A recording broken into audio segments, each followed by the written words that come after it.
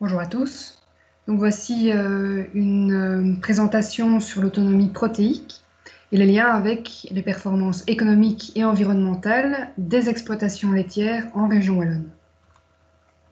Donc la région wallonne est une région de Belgique qui considère, comme en France, que de manière générale, les vaches laitières nécessitent une complémentation protéique pour équilibrer la ration autoproduite des éleveurs. Alors, ces complémentations protéiques sont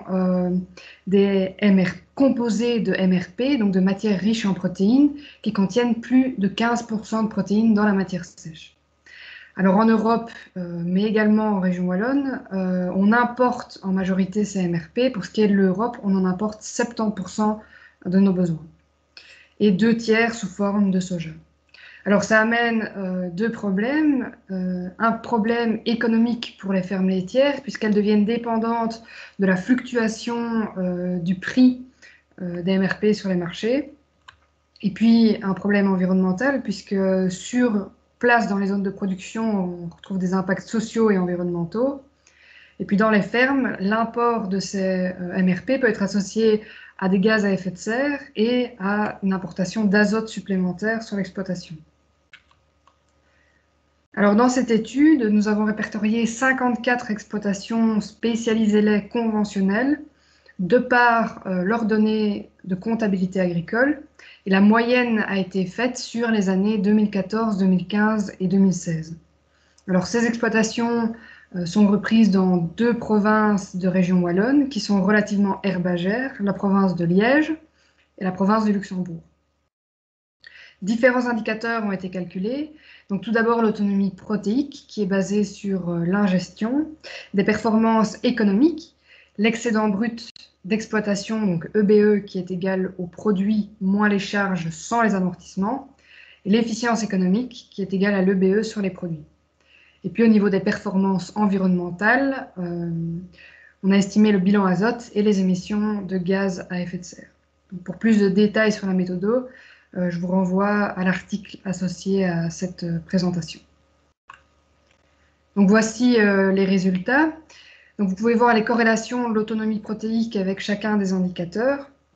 Et ce qu'on peut dire tout d'abord, c'est qu'au niveau de la rentabilité, les coûts d'alimentation et les coûts totaux de production par litre de lait sont corrélés négativement avec l'autonomie protéique.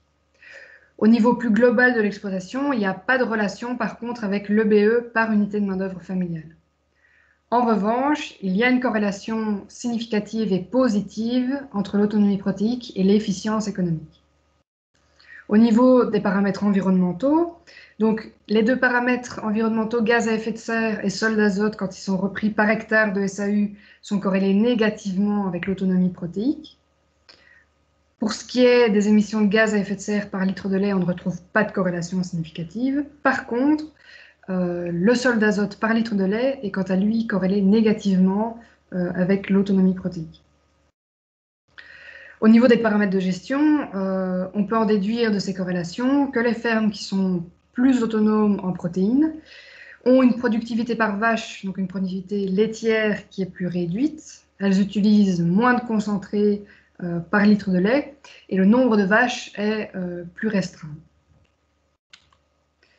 Donc voilà, en conclusion pour cette étude, au niveau des 2 piliers de la durabilité qui ont été étudiés ici, l'économie et l'environnement, eh bien on peut dire qu'il y a une augmentation de l'efficience économique avec l'autonomie protéique et il n'y a pas d'impact, et en tout cas pas d'impact négatif non plus, sur la rentabilité de l'exploitation pour les fermes qui ont une plus haute autonomie protéique. Pour ce qui est de l'environnement, les réductions des impacts gaz à effet de serre et sol d'azote par hectare sont corrélées avec plus d'autonomie protéique. Par contre, ici, attention, que ces résultats devraient être affinés en considérant également les hectares importés sur l'exploitation en lien avec les achats.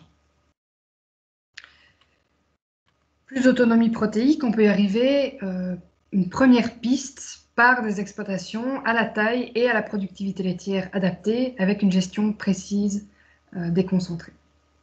Je vous remercie pour l'écoute de cette présentation et cette étude a été faite dans le cadre du projet Interreg Autocrotte.